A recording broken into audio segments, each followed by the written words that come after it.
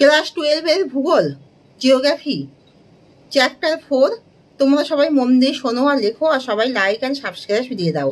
এখানে হেডিং হচ্ছে জীব বৈচিত্র্যের সংরক্ষণ। তার জীব বৈচিত্র্যের সংরক্ষণ কাকে বলে?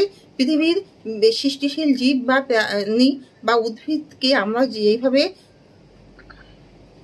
তাদের বৈচিত্র্যকে আমরা যেভাবে টিকে রাখার চেষ্টা করি, অর্থাৎ সংরক্ষণ করার চেষ্টা করি, তাকে জীব বৈচিত্র্যের সংরক্ষণ বলা হয়।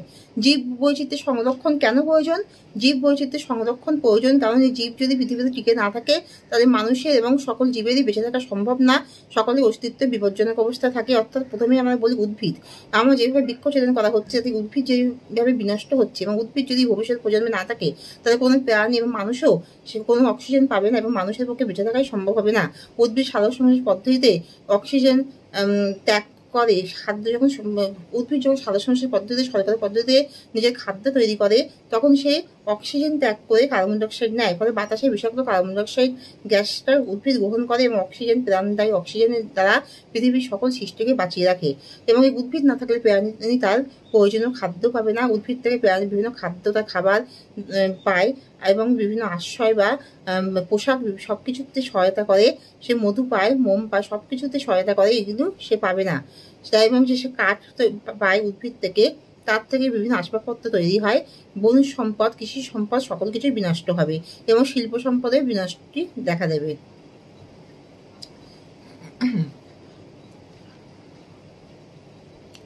আর হলো প্রাণী জগৎ যদি বিলুপ্ত হয় তাহলে উদ্ভিদ এই যে প্রাণী উপরে যে মানুষ নির্ভরশীল হয় এবং একটি প্রাণী অপরের প্রাণীর উপর নির্ভরশীল হয়, অর্থাৎ এই জীবের এই বৈচিত্র্যের এই ভারসাম্যই হারিয়ে যাবে। অর্থাৎ মানুষও বাঁচতে পারবে না, কারণ মানুষ প্রাণীর উপরে নির্ভর করে। প্রাণীর মাংস, মাছ, মৎস্য খায় এবং প্রাণীর পশুর লোম থেকে সে নানা রকমের গরম পোশাক তৈরি করে এবং পশুর চামড়া তার থেকে সে কাজে লাগায় এবং দুগ্ধ শিল্পের উন্নতি হয়। দুগ্ধ থেকে নানা রকমের মিষ্টান্ন উৎপন্ন হয়। সকল দিক থেকে মানুষ যে প্রাণী জগতের উপর নির্ভরশীল, উদ্ভিদ প্রাণীর উপর নির্ভরশীল, তাহলে মানুষের এই বেঁচে থাকাই সম্ভব হবে না। তাই উদ্ভিদ ও প্রাণী সবকিছু বৈচিত্র্যের সংরক্ষণ করা প্রয়োজন। উদ্ভিদ ও প্রাণীর এই বৈচিত্র্যের সংরক্ষণের জন্য মানুষ কি কি পদক্ষেপ গ্রহণ করতে পারে? মানুষ প্রথমে বৃক্ষ ছেদন করা বন্ধ করতে পারে, অর্থাৎ বৃক্ষ যাতে চারিদিকে যথাযথভাবে রোপণ করা হয় এবং মানুষের কৃষি সম্পদ যাতে যথেষ্ট উন্নতি লাভ করে সেদিকে সহায়তা মানুষকে সেই দিকেও দেখতে হবে, দৃষ্টিভঙ্গি দিতে হবে। অর্থাৎ চারিদিকে যেন বৃক্ষ যথেষ্টভাবে রোপণ করা হয় এবং সব বৃক্ষ যাতে নির্দিষ্ট জায়গা থেকে ছেদন করা না হয়, তার জন্য মানুষ যাতে তার প্রয়োজনীয় অক্সিজেন এবং তার বেঁচে থাকার সকল রসদ যাতে উদ্ভিদ থেকে পায় তার ব্যবস্থা মানুষকে করতে হবে। মানুষের বসতি, বাড়ি, সবকিছু অট্টালিকা সবই নির্মাণ হবে, কিন্তু নির্দিষ্ট পরিমাণ জমি উদ্ভিদের জন্য তাকে রেখে দিতে হবে।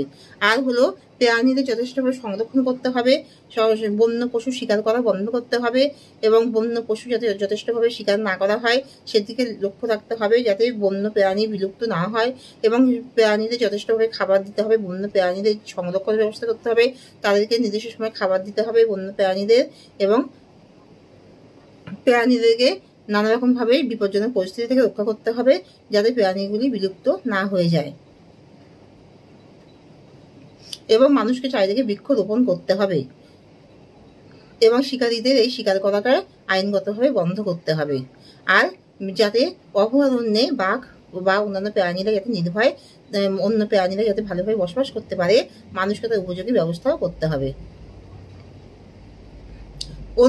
সকল জীবজগতের সকল প্রাণী এবং উদ্ভিদ কিভাবে বিনাশের দিকে এগিয়ে যাচ্ছে, এর অ্যান্সার হলো যে মানুষ যেভাবে বৃক্ষ রোপণ করার তুলনায় বৃক্ষ ছেদনটাই বেশি করছে, তারপরে উদ্ভিদ জগৎ যদি হারিয়ে যায় তাহলে সকল প্রাণী এবং মানুষের বেঁচে থাকার কোনো উপায় থাকবে না। তাই জন্য মানুষকে উদ্ভিদকে যথেষ্টভাবে বাঁচিয়ে রাখতে হবে। এইভাবে উদ্ভিদ বিনষ্টের দিকে এগিয়ে যাচ্ছে এবং সকল প্রাণীও যাচ্ছে, কারণ হলো শিকারীরা যেভাবে শিকার করছে সকল শিকারীদের এইভাবে শিকার করাটা বন্ধ করা হচ্ছে না এবং প্রাণীদের যথেষ্টভাবে নিরাপত্তার ব্যবস্থা করা হচ্ছে না, তাদের যথেষ্টভাবে দেখভাল করা হচ্ছে না। এর ফলে এবং চোরা শিকারীদের কারবারও বেড়ে যাচ্ছে। এর ফলে সকল উদ্ভিদ প্রাণী বিনষ্টের দিকে এগিয়ে যাচ্ছে। এখানে শেষ করছি, তোমার সবাই লাইক অ্যান্ড সাবস্ক্রাইব দিয়ে দাও।